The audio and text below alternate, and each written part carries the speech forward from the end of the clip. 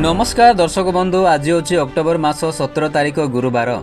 आज पाणीपाग अपडेट आसी जाइए। वीडियोटी आरंभ करने पूर्व समस्त को गोटे रिक्वेस्ट, आमर चैनल को सब्सक्राइब करने सहित पाखरे आसुवा बेल आइकन को ऑन करने को जमारू बुलंतु नहीं। वर्तमान जहाँ सूचना मिली आसंता 21 तारिख दक्षिण बंगोपसागर में एक लघुचाप सृष्टि हो पारे। लघुचाप पर यह उत्तर पश्चिम दिगरे मुहाइब, पर यह तमिलनाडु और दक्षिण आंध्र प्रदेश आड़ को गति करिबो बोली आंचलिक पाणीपाग केन्द्र आकलन करिछि। 23 तारिख बेलू यह अधिक घनीभूत हो अवपात रूप नेब बोली किछि पाणीपाग मॉडल आकलन करिसेंति। तेबे ओडिशा उपर यह प्रभाव पकेब नाही बोली पाणीपाग विभाग कहिछि। तेबे आसंता सप्ताह पर्यंत ओडिशा रे पाग सुकिला रहिबो।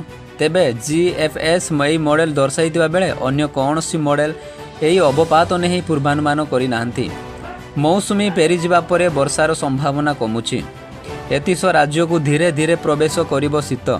सेपटे राज्य रे वर्तमान कोनोसी पाणीपाग नियामक सक्रिय नथिबा बेले आगामी 2 दिन जाए कहाँ स्थान में बिजुली गड़गड़ी सह आलुकारु मध्यम धरणर वर्षा संभावना रही। यही खबर अन्य को शेयर करने सह आमको फॉलो करंतु।